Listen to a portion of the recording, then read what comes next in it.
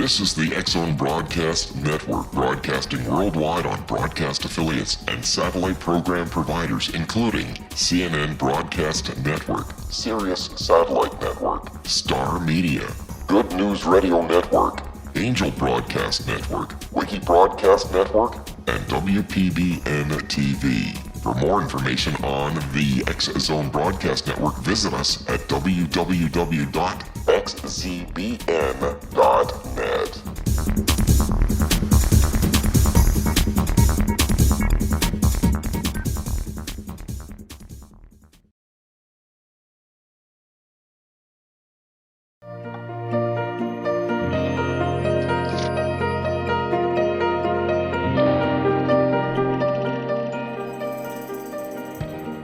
I want to welcome you all back to the Ask Dr. Gibbs show. This is show number 3.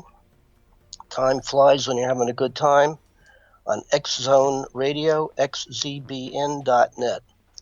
First, let me thank the many people who responded to my first advertisement on Facebook. Many of you indicated that you saw my invitation and were positive. I got the impression that maybe a few of you will even listen in. And a couple of you even asked me some questions about the material today.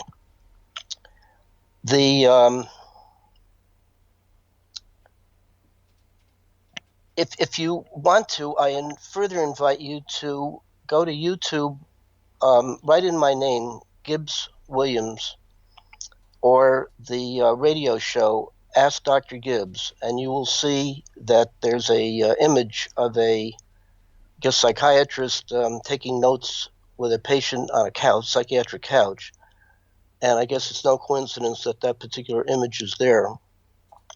Obviously, it refers to this material, and you will see that there are 2 broadcasts. I invite you each to listen, and you'll get a reasonably good overview of this material. It's also important that you appreciate that I will be talking about material from essentially 5 different areas of interest. One of them obviously has to do with the nature of synchronicities and the best uses to which they can be put. Other areas include the prevention and treatment of heroin addiction. Also, one topic is the effective management of anxiety, stress, depression, and frustration, mainly without the use of any medication. A third area of interest has to do with proposing a revision in the training of policemen and citizens with an aim towards de-escalating potential violence. And a fourth issue, besides synchronicities, is if some of you are thinking about calling a therapist and consulting about the possibility of getting into some kind of psychotherapy, or maybe you're stuck in the psychotherapy you already are in, I know that this interest will stir a number of questions, such as how does a person become a patient? Who should you seek out? It isn't the therapy so much, it's the therapist, and you want to make, of course, the best fit. So how do you know how to do that? How do things change? If they're going to change, how do you know that you're changing, or you're stuck, or how do you get unstuck? And these kinds of issues. So in subsequent shows, I'll be highlighting one or more of these issues. For the moment, though, I want to continue on today with giving more of an overview and my key points as to the nature of synchronicities and the uses to which they can be put. I want to also make it clear that this subject matter, which I've been researching for 50 years, so I must have started when I was 2 months old, is it's really a labor of love. Just when I think I've exhausted all there is to say, or anybody else has to say, some new thing pops up, as it did this morning when I was able to clarify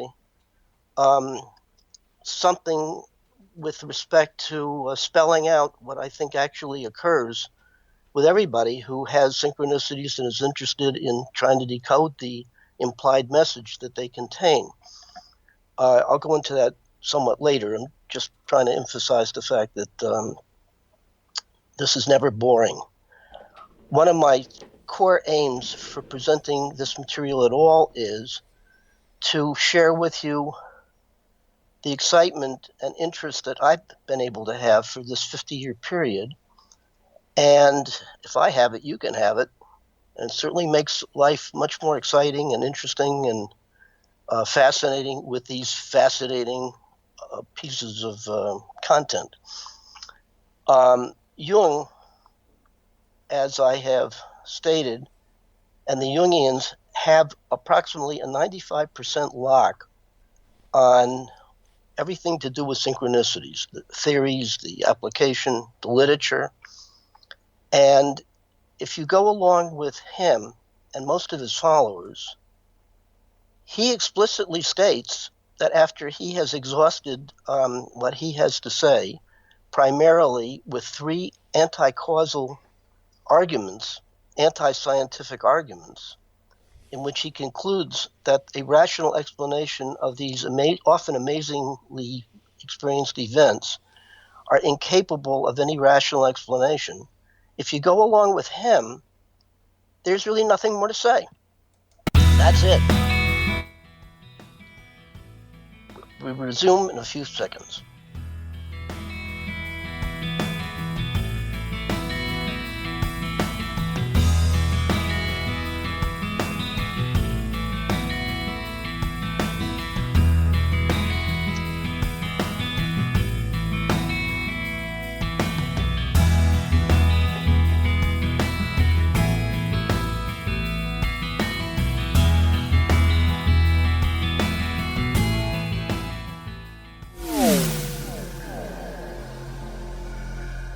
This is Kevin Randall.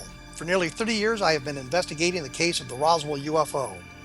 I have interviewed hundreds of people and stood on the crash site. Now in Roswell in the 21st century, I have reviewed dozens of hours of audio and videotaped interviews, examined hundreds of files that relate to the crash, and have returned to Roswell in an attempt to put all that information into the proper perspective. For the first time in Roswell in the 21st century, I have made a dispassionate reevaluation of all that material and provide a new look at what happened. This is a book that clears away all the clutter that has hidden the truth for so long, strips away the various lies that surround the case, exposes the Air Force attempts at cover-up, and found a core of solid information that tells us all where the case stands today. Roswell in the 21st century will be available in just a few weeks. For more information, please visit my website at www.kevinrandall.blogspot.com.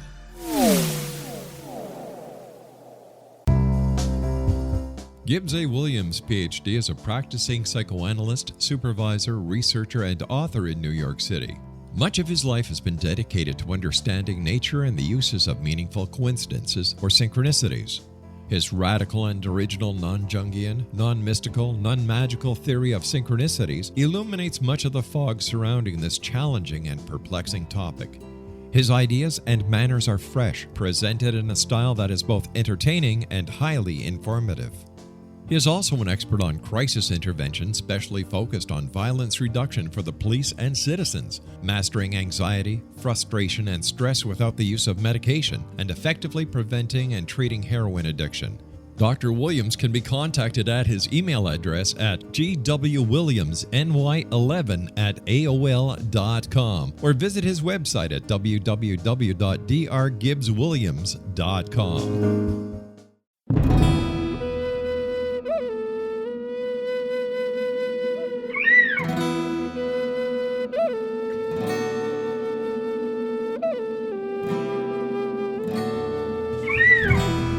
Shamanism is recognized as a method to access the quantum level. Mastery of shamanic skills puts spiritual information and healing power into your hands. Path Home Shamanic Art School, a bonded Colorado certified occupational school, has met rigorous state standards, ensuring its director and instructors have the qualifications to teach the shamanic arts. Path Home offers its certification program in blocks of study. Block 1, a 5-day intensive, will be held in the beautiful mountain town of Coaldale, Colorado, October 13th through 18th. Registration deadline is September 12th. Experience journey trance, power animals, helping spirits, sacred space, and life purpose. Come discover your power. Join me, Gwilda Wiyaka, in the magical world of shamanism. Call 303-775-3431 or visit findyourpathhome.com. Welcome back to the Ask Dr. Gibbs show, X-Zone Radio, xzbn.net. I want to continue on with an overview of this most interesting and challenging subject matter. As I said, the Jungians generally have a lock-on explanation of which they say a rational explanation is not even conceivable. Well, to this major in philosophy at Columbia years and years ago, I thought to myself, this is a little bold, and simply flew in the face of everything that I had been studying with respect to utilizing scientific method to try to understand the most complex of subjects. And it just didn't fit right, even though the skeptical part of me said, no, I think there's probably more, not exactly knowing what it would be. Another part of me fervently wanted to believe that he's absolutely right, and that what he would be right about is that these synchronicities or meaningful coincidences really have the force of feeling, when they're really powerful, there's the force of feeling that something transcendent is out there and sending some kind of messages to you personally, and that they may be in coded form, so you have to decode them.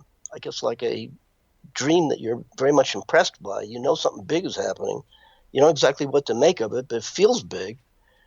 And, of course, the implications of this experience is that if you're right, then it implies that there's a messenger or that's conscious and sending messages, usually in the form of some kind of guidance or validity for experiencing or something directly to you, and certainly have a feeling of specialness, and indeed you have a feeling of meaningfulness which extends to daily life. You know, much of life is fairly boring, fairly routine, habitual, same old thing. So when you get an extraordinary moment in time, which these experiences often feel like, you really take note, and you really, if you take them seriously, you note them, you share them.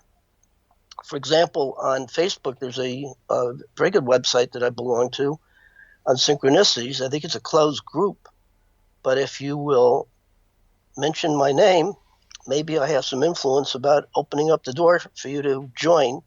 And I think you'll find a very lively discussion from day to day with respect to people describing their most amazing events and what they mean to them and so forth. What I'm really trying to say is that from my vantage point, there is more to say. And my research of 50 years, in effect, is a rebuttal of three anti-causal arguments or anti-scientific arguments that Jung posited, one of them having to do with method, another having to do with meaning, another having to do with time, and concluding, which is most important, that there really is nothing to be said other than you have these experiences and that they're very important. And from his vantage point, what is happening is that people are having a truly spiritual experience in his terms, and what presumably these things are indicators that often feelings of being split in terms of oneself are being healed, and these so-called splits are being reconciled, and that the aim is to get all of these splits internally reconciled so that you can have an experience of not only unity within yourself, but unity with the nature of reality. So that indeed this is a offshoot of Plato, and a serious investigation of research into synchronicities indicates that there has been an ongoing dialogue, starting with the Platonic position of reality versus Aristotle. One is more or less spiritual, the other is more or less scientific. They come at it from two different points of view, and then you bring it to modern times, and you have a same dialogue between Freud and Jung, in which Jung is essentially Platonistic, and Freud is essentially Aristotelian. So you have the ongoing debate, and of course the debate is essentially not that these things exist, and everybody has the same initial amazement. The question is, what do you make of them? What do you do with it? If you essentially adopt a sort of spiritual position, then you're going to be flooded with a state of awe and being in the presence of the uncanny, where the conventional boundaries of time and space disappear, and there's a marvelous sense of at-one-ment, probably akin to getting high on a pot, or better or worse, depending upon how you look at it. And there's a sense of great meaning where you're flooded with what Jung refers to as an experience of numinosity and religiosity, and it's a pretty special thing. The messages, and there's a felt sense that you're being sent a message, although in coded form, and you have to try to figure out what the method is. And Jung has a particular way of decoding synchronicities, as does Freud and myself. So in effect, what I'm trying to say is that there are alternative points of view in which the Jungians essentially say they got a lock on the point of view, that they're just so stories, and you might as well just bathe in numinosity. I hope I'm not shortchanging their position. Whereas Freud and people like me, the other 5%, don't just stop at that point, but go further, trying to scientifically understand the nature of synchronicities and the use to which they are put. That's important to emphasize. Jung says there is no science of synchronicities, because science essentially depends upon experimentation and cause and effect, establishing cause and effect relationships. Because the synchronicities appear sort of like firefly flashes. You never know when they're going to happen, and how are you going to pin down a firefly flash? You can't do that. So if you can't experiment, if you can't replicate, doing something and then seeing the effect of the action that you do, then there's no way, presumably, of scientifically understanding how these things work. Well, true, until you look at these events as embedded in personal context of psychological context, sociological context, historical context of a person, and then you begin to see that you can treat, or you can look at each synchronicity as if it were like a waking dream.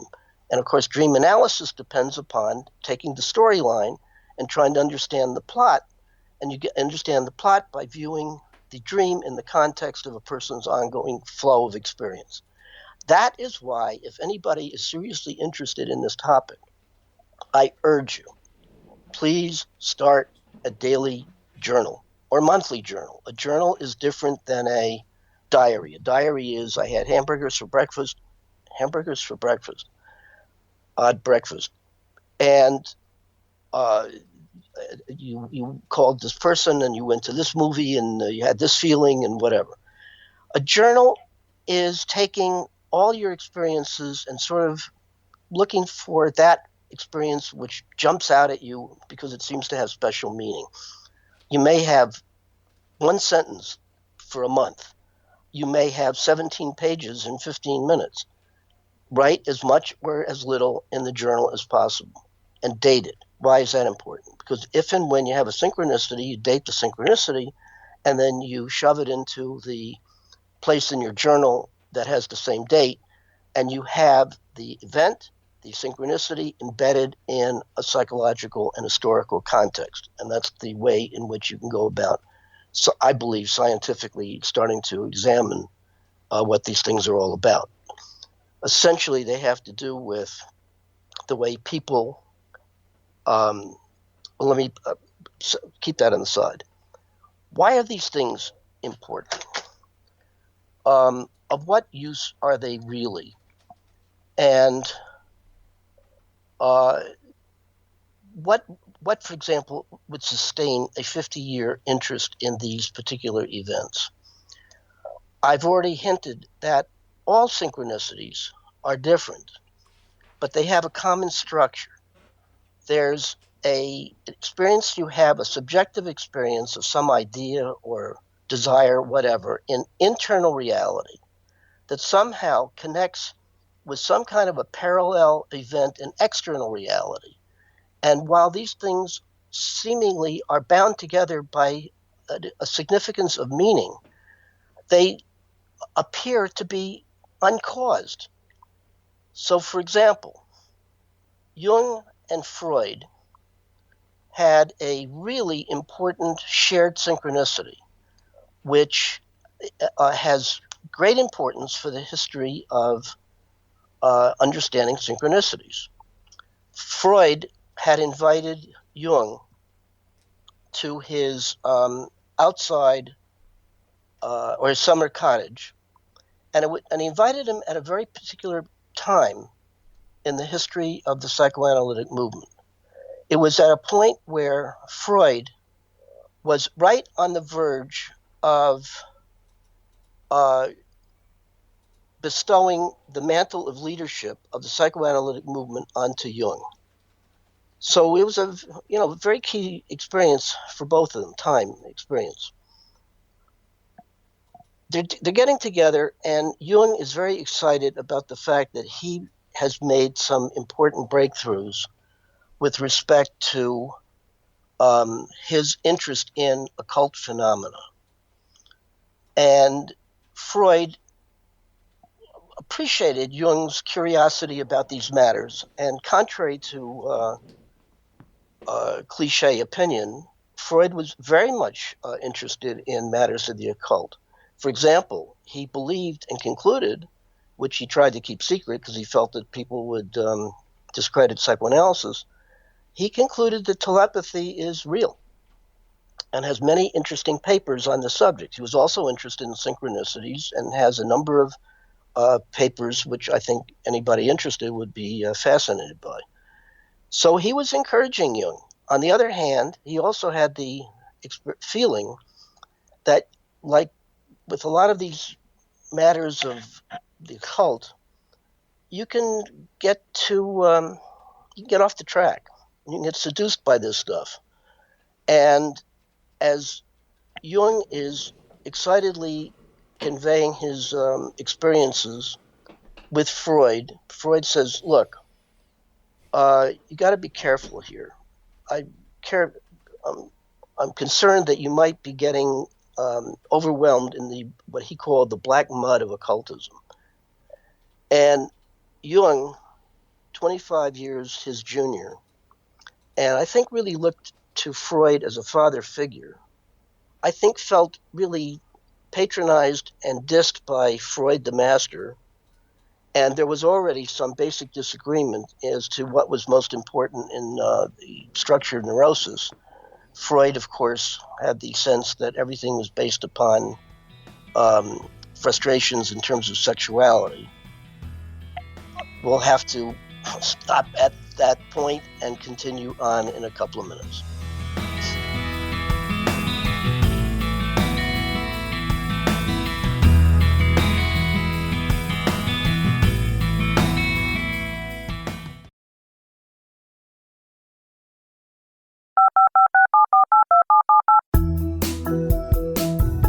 Did you know that when you're on the road with limited data or Wi-Fi, you can still listen to the X-Zone radio show with Rob McConnell, The Science of Magic with Gwilda Wiyaka, High Tech with Corey Kay, and every minute of the 24/7, 365 programming of the X-Zone Broadcast Network by calling 712-432-9459, courtesy of TalkStream Live. No smartphone, app, or internet needed. It saves your data plan, and it's free if you have unlimited minutes.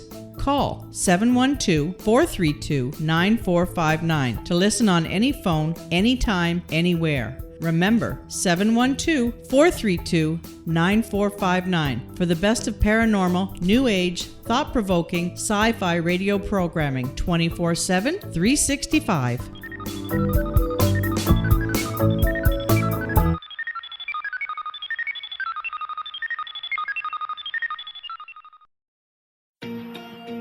Wouldn't you love to know the secret to everything? Well then, meet Dr. Kimberly McGeorge and her cutting-edge, breakthrough knowledge that combines science with possibility. Dr. Kimberly brings real-life answers and healing to those open to alternative solutions. She teaches solution-based programs and classes that will change all areas of your life forever. Specializing in conscious creation, intuitive readings, and energy medicine, you can rapidly shift health, relationships, business, and money and abundance challenges quickly.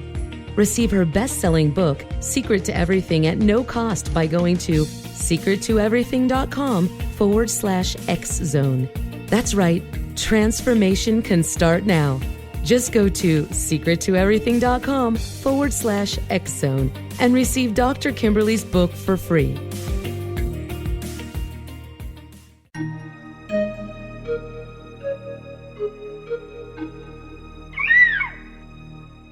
While science pursues fact, magic accesses the quantum level, bridging random facts to form truth. As long as science and magic remain separate and polarized, the truth cannot be known. I'm Gwilda Wiyaka. Join me on the Science of Magic radio program, dedicated to unification and evolution of consciousness. During each episode, I'll be speaking with experienced and respected scientists and mystics.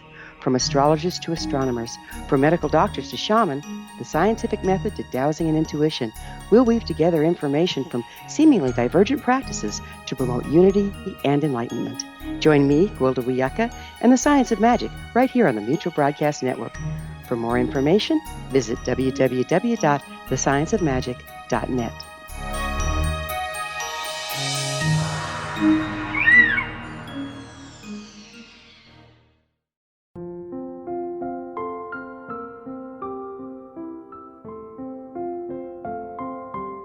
I am Dr. Carl O'Helvey, founder, president of a new cancer foundation focusing on evidence-based physical, mental, and spiritual interventions, including natural cancer cures, prayer, meditation, affirmations, nutrition, and other related holistic cancer prevention and cure modalities. These are used in cancer education, research, and financing care. I ask for your help to continue this important work by donating at www.holisticcancerfoundation.com.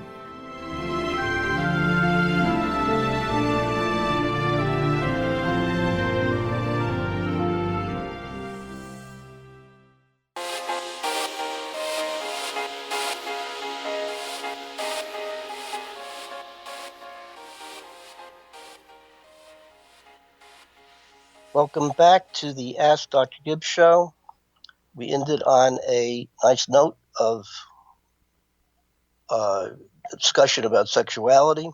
In any event, Jung felt that Freud was too narrowly myopic with respect to seeing the structure of neuroses as based on conflicts of sexuality, whereas Freud felt that Jung was missing the point and getting too carried away with whatever his ideas of spirituality were. So they already had a pretty definite split by the time the two of them got together in Freud's cottage. Jung felt increasingly uptight around Freud's what he felt was patronizing him. And he felt as if, I guess he was feeling increasingly angry. He describes it as his chest started to feel like molten lava, and he was getting all, bothered and so forth. What he's really describing is he's furious at Freud and I guess sort of indirectly had to use these flowery language to describe this powerful feeling. At any event, as they're talking together, there suddenly was a clap that came apparently in the direction of the bookcases. And Jung said, that's an example of what he was talking about called an exteriorization phenomena, in which it's like the Pauli effect. Jung and Pauli was a famous physicist, and the two got together. And Pauli was apparently a person of enormous magnetism, personal magnetism. And it was said that he had so much power that when he walked into a scientific lab, often beakers of glass would just explode in his presence. And the effect was called the Pauli effect. So certain people seem to have these kind of powerful, intense personalities that are like, they radiate this enormous pressure that affects the environment in this way. We have one such person running for president. You get my point. In any event, as they're talking and they're fundamentally disagreeing over occult phenomena, Jung says, now there's an example of what I'm talking about, this exteriorization effect. Freud says bosh. We don't use that word anymore. Freud says bosh, meaning, oh, come on, get with it, get with the program. Jung, that really irritates Jung. And as he's trying to hold himself in check from probably exploding or hitting Freud with a book, he says quite convincingly, and I think it's going to happen again. Bang! It happens again. That thunderclap or that loud noise from the bookcase. This time, Freud is really impressed. He was open-minded enough to take amazing events as amazing events, unexplainable at the moment, but at least giving them their due. In the letters between Freud and Jung, subsequent letters, Freud first indicates that he's really impressed with Jung's discoveries here and his ideas, and gives him credit. But Freud, being Freud, didn't stop there. He said there's got to be a rational explanation. And indeed, one day, as he is in his library during summer months, aperiodically was that same clap. And he deduced that the books that the wood in the bookcases at certain points would dry out. And when it dried out enough, it would create that noise. Then, of course, the question is, well, how did the noise happen to occur right at the moment that Jung and Freud were discussing his experiences of synchronicities? And, of course, there's more discussion and more theorizing. And Freud's essential conclusion was that coincidences occur all the time, and that it happened to be a chance sound that Jung attributed extra meaning to validate his position on synchronicities and so forth. The point I'm trying to make is that there is the Jungian way of looking at this, that essentially it is a combination of psychodynamics and spirituality, where Freud would say, look, it's tempting to think that you're in touch with an extraterritorial, transcendent realm of spiritual experience, but don't get too carried away. And even if we can't find a causal explanation, a rational explanation, contrary to your belief that no rational explanation is even conceivable, there probably is, and we have to leave it to future scientists to try to pin down exactly what's happening. I've elected myself to be one of those future scientists that has spent 50 years to try to give a rational explanation of how these things occur. That leads to my excitement of this morning when I was able to extend some of my ideas and add into the picture of what I believe is a rational explanation of synchronicities. I was able to spell out, I was able to add in certain variables that I were up to this moment sort of not joined together, not synthesized. So that, for example, I believe that all synchronicities that are major, and of course the difference between a coincidence, a meaningful coincidence, and a synchronicity is the special meaning that the event has for the person who has the synchronicity. Coincidences occur all the time. Most of them are not all that meaningful. Occasionally, you have those rare events where something really flashes out as extraordinarily important, like the shared synchronicity that Freud and Jung had. Let me give you another that's an iconic Jungian synchronicity in which he is with a patient and she and he are stuck in the therapy, as often happens, a psychological impasse. And they started circling symptoms and same old material, nothing fresh, nothing new. And at such points, often there's a break in the therapy and one or the other gets bored, or the therapist feels the patient is resisting, which is ridiculous, and sort of ends it. In any event, Jung says to himself, this particular patient, who is a woman who, from his vantage point, has too much animus, she's too masculine, meaning she's overly rational and she needs to get to her feelings. And he doesn't know exactly how to be able to do that. And he thinks she needs some kind of psychological shock treatment. Not sure how to do it. So some new experience that's going to shake her up.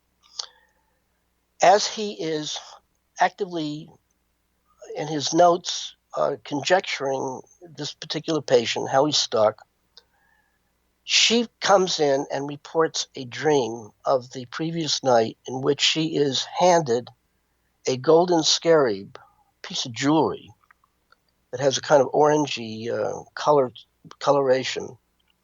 And she's handed it by a person, I think a male. And she has this most electric experience. As she is describing the content of her dream, Jung, sitting next to a window, hears a tap on the pane and looks at it. And because he had been a knowledgeable botanist, was able to identify that this was an insect, a scary beetle coloration of scarab color. And he was able to open the window pane, put the beetle into his hand, referred to it as a golden scarab, gets up, walks over to the patient, takes her hand, puts the beetle in, and says, "Here's your scarab." She goes presumably nutty in a good way. She's extraordinarily excited, as probably one might be with this interesting synchronicity. What is most important is that Jung concludes that this beetle has extraordinary importance because him also being a master of archetypal knowledge says or notes that this golden scarab beetle is an example of an ancient Egyptian symbol for rebirth. When you put the two together, you get the point. So Jung is obviously as excited, if not more excited, about this synchronicity than the patient. Now, it is most noteworthy that Jung, who kept copious notes of everything he did, he's got volumes and volumes and volumes of notes, has about one paragraph with respect to this momentous occasion where he says that this was the most important synchronicity of his life.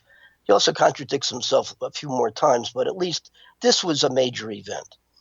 So whether or not the patient had a breakthrough and was able to get her to her anima and presumably be able to have a balance between masculine and feminine and aggression and tenderness and so forth, we're not sure because he doesn't have any follow-through.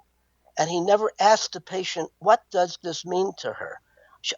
Undoubtedly, she would not have said, oh, this is obviously a symbol of an Egyptian, a symbol for rebirth. She wouldn't do that, but we'll never know because Jung never asked her, and my feeling is it was really not so much the patient's synchronicity, although maybe it was, but we do no follow-up notes.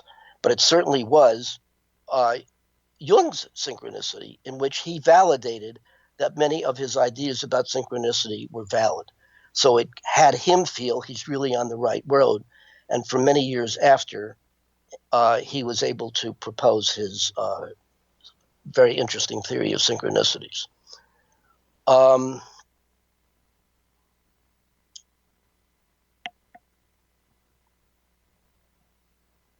I left off last week where I was giving you all a overview of how I got personally interested in synchronicities, and I mentioned my own iconic synchronicity, which I call Lazarus Rising. So for anybody who's interested, I would please go to the second broadcast and hear how that developed and what I was at that phase of my life,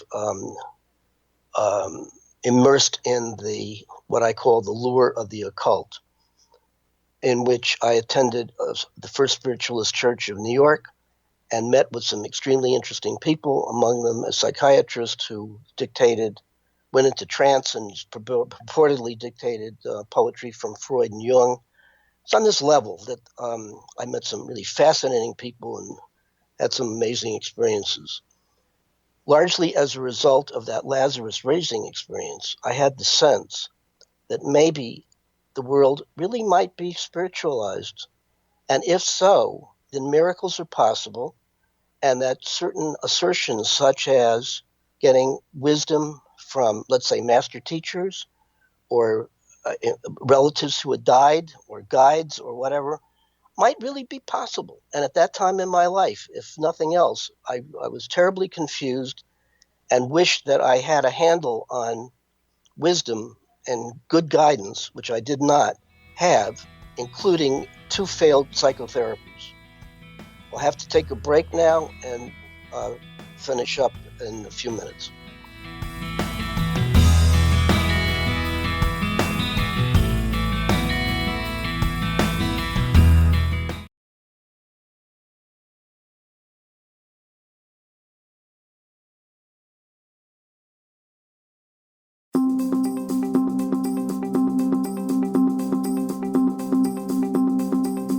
As host of Dialogue with Divinity, I am thrilled to join the X-Zone Broadcast Network and their growing number of affiliates. My quest for a connection to the divine ignited my successful career path as an international spiritual counselor for over 40 years, an author of 4 books, and well-known metaphysical educator. My clients call me their spiritual mama. So my job is to offer you a radio show to help you grow spiritually with wisdom and get specific tools from guests who are experts in their field. Tune in to Dialogue with Divinity and be part of the conversation with Spirit. My goal, your happy soul. For more information, please visit my website at johannacarroll.com.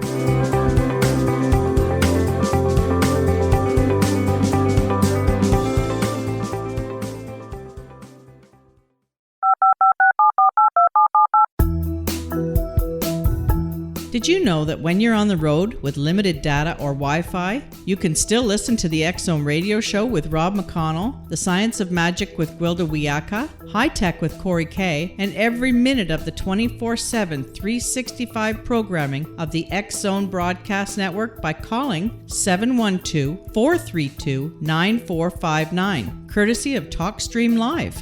No smartphone, app, or internet needed. It saves your data plan, and it's free if you have unlimited minutes. Call 712-432-9459 to listen on any phone, anytime, anywhere. Remember, 712-432-9459 for the best of paranormal, new age, thought-provoking, sci-fi radio programming 24/7, 365.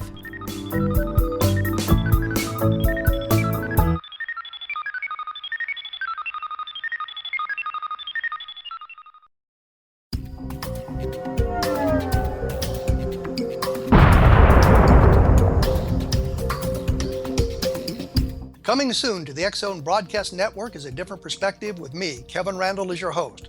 We'll be taking a close look at what is happening in the world of UFOs today with side trips into the paranormal. Guests will range from those who are household names to those who have a different perspective on a variety of topics. No topic will be taboo, but there will be tough questions asked as we all search for the truth about UFOs, the paranormal, and those things that excite us. Sometimes we'll agree with a guest and sometimes we won't, but we'll try to keep the program topical. For those of you who would like to read, be sure to visit www.kevinrandall.blogspot.com and remember to listen to the other fine programs on the X-Zone Broadcast Network at www.xzbn.net.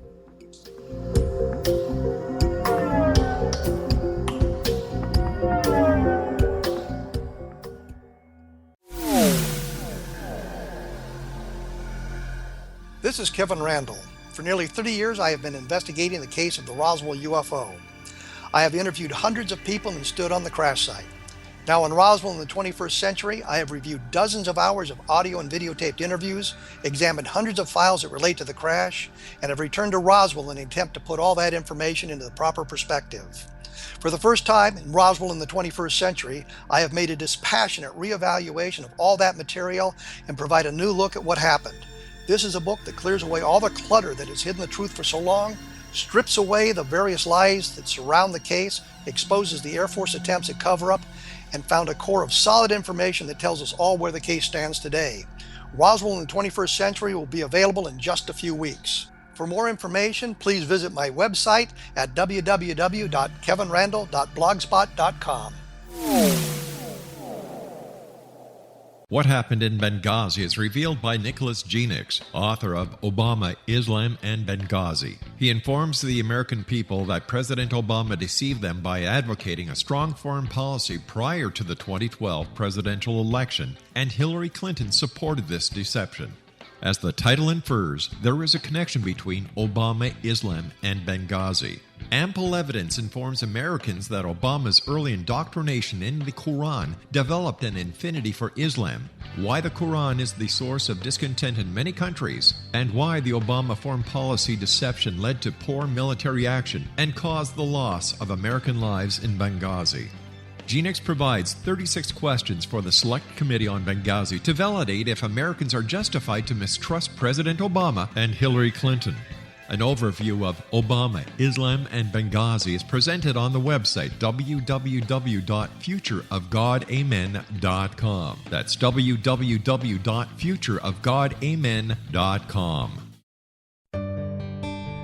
Afterlife expert Roberta Grimes was the first one to say that dying can be fun. Now her best-selling book, The Fun of Dying, is available in stores worldwide. So if you wonder whether death ends life, how it feels to die, or what heaven might be like, The Fun of Dying was written for you. And if you have always been afraid of death, or if you worry that your life has no meaning, let The Fun of Dying ease your fears and bring new meaning to your life. Nothing said in The Fun of Dying is based on the teachings of any religion. Instead, Roberta draws on evidence to explain how death happens, how it feels, and what comes next. A lot of the best death-related evidence was produced in the first half of the 20th century. When it is put together with recent discoveries, it tells a consistent and amazing story. Roberta Grimes blogs and answers questions at robertagrimes.com. Her wonderful book, The Fun of Dying, is available on Amazon and at stores worldwide wherever books are sold.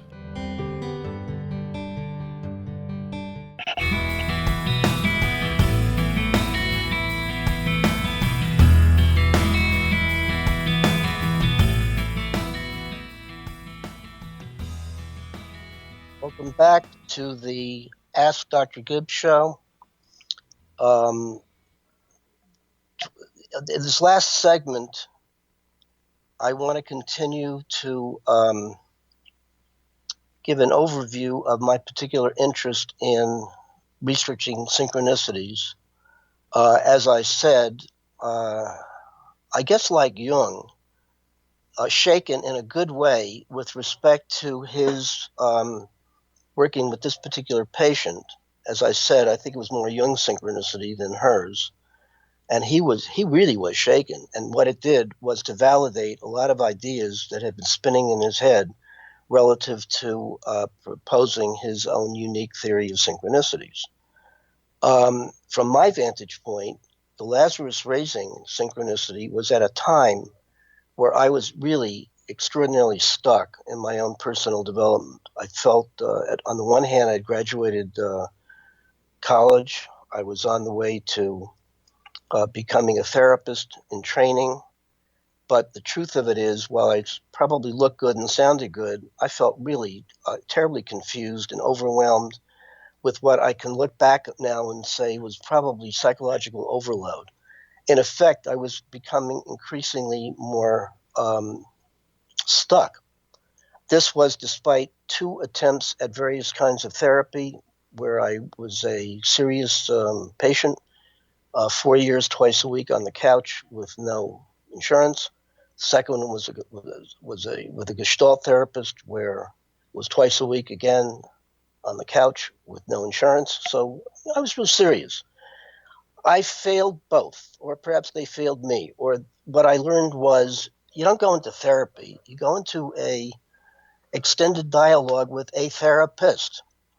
And it's crucial that from the very beginning you have a sense of you're in good hands and the person knows more than you do, and they can really be a reliable guide in which there's an atmosphere of basic trust, so you feel like you're working with somebody in a collaboration rather than to feel something's been done to you, where you got this great wise man or woman who's dispensing wisdom and you just regurgitate it and follow the rules and so forth. In any event, I didn't know that then. So I was feeling increasingly more split, empty, confused. While I was on the path to becoming a psychotherapist and eventually a psychoanalyst, it didn't feel right. I knew something was really missing, and I was out of sync.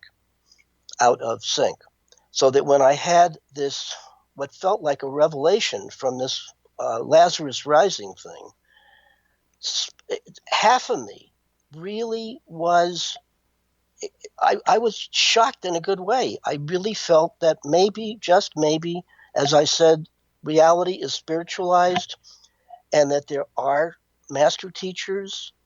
And having read the literature, like, for example, Alice Bailey, I read some really deep stuff, and you have marvelous literature with respect to these very deep thinkers and people who experience things. And Ouspensky comes to mind and so forth. And I really took the path of trying to gobble up as much knowledge about esoterica as I possibly could. I started making astrology charts. I took lessons in tarot. I read everything there was to be on mysticism and what I would call high-level spirituality, as opposed to what I think is low-level religion. At least it felt that way to me. In any event, while I felt that there was a possibility of being saved and rescued and made whole and a pathway to wholeness, and I think the allure of the occult was that it provided a connection with my core experience, which was myself, rather than a collection of functions like id, ego, superego, is a very good way of conceptualizing psychological structure. Nevertheless, it missed a feeling of me being a whole person, so that my whole self could be present, and there was no language for that. So that, take, for example, the astrological wheel. That's a really fascinating thing. So everybody knows what what do they call that thing? The astrological, the circle with the 360 divisions, and you have 12 houses, and each house represents an area of your life of whatever. And it's a good way of describing everybody's life. So that, for example, you have a fixed amount of energy, which you get after you've exhausted all your energy equals gas, and you go to sleep and you recharge the tank and you fill it all up. And then you have 100% of gas or energy or libido that you're going to be distributing next day in one or more areas. And you can shoot it all in 15 minutes in one area, or you can distribute it over, let's say, a balance through various, let's say, 12 areas of your life, like your intellect and your love life and your intellectual life and your work and whatever. You get the point. And it's a really good way of describing what everybody's life really feels like in reality. And this appealed to me, that there was a way of viewing my own separate pieces, my own separate selves, in the context of some promised sense of unity and togetherness, which really appealed to me. That lasted until I was on a bus going to a spiritual camp where they were going to have demonstrations of called trumpets and readings and tarot readings and astrology readings and messages from dead departed and so forth. I was all excited. I'm on this bus trip filled with my interest in the occult, and a little old lady bends down and says in my ear, "You're lucky." I said, "Well, that's nice. What am I lucky about?" And she says, "You're going to be tapped into the Secret Society of St. Germain when you get to Ephrata, Pennsylvania, where this occult demonstration thing was going to be occurring." And I said, "Well, that's nice. What is it?" And she says, "No, you just take my words. You're going to be pleasantly surprised." Well, that felt nice. It's, I don't generally get tapped into societies for St. Germain every day, so that was a rather thrilling event. A few minutes later, another little old lady bends down and says in my ear, "I want to warn you." What to warn me about? She says, "Somebody's probably going to tap you into the Secret Society of St. Germain. Beware, she's a fraud." She's a fraud? Oh, no. Now, I had been aware and terribly disappointed with most of the authority figures I had in my life. And it was primarily due to the fact that I had a very hyper-authoritarian father who I don't think really had the faintest idea of who I really was, and certainly didn't like me being separate and different. And he hated me asking 1,000 questions. And he said, you overthink, you think too much. And be more natural. And you're too stiff and you're too self-conscious. He put me down all the time. So I was all screwed up in that area. What I realized was that you can't seem to escape politics. And there's good politics in which people are cooperative and working together. And there's lousy politics, as exemplified by the last 8 years in our government, and what people are often complaining about for good reason, where there's a sense of adversarialness and so forth. In any event, I felt politically disturbed, both internally and externally. And the crowning blow was when these two different women are telling me that even in religion, even in spirituality, where I thought I finally had a safe harbor and I was on the right path, there's politics.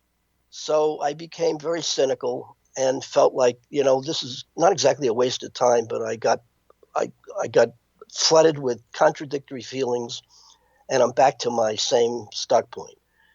I mentioned the stuck point because my experience is that synchronicities often do start when a person feels that they have reached a psychological impasse. They really don't know how to proceed on their pathway through life. This is the origin, the groundwork in which synchronicities occur. All right, if what I discovered this morning was that's not going to make New York Times headlines. Who doesn't get stuck? Everybody gets stuck. The issue is, I think, what do you do with the stuckness? What are your attitudes to being stuck? From my vantage point, and that's what I plugged in this morning, there are essentially two basic attitudes. One is negative, one is positive. On the negative end, on the extreme negative end, there's a tendency to want to escape the pain that goes along with feeling psychologically stuck. And you're stuck usually in terms of what to do for a living or who you are as a person, identity issues, and then what are you going to do in order to have a meaningful life. So you tend to be stuck in one or both of these areas. The way many people deal with that stuckness is try to avoid the pain by inducing some kind of altered state, such as any of the addictions. Drugs and pot and TV and the tablets and a piece of knowledge or sexuality, it doesn't matter. Get hooked on something which temporarily takes you away from your pain. I guess we'll have to stop here, and I want to pick up and continue on next week. And I thank you all for listening. I hope you will join the website, and you'll write me and you'll ask questions, and we will continue. Thanks for being who you are.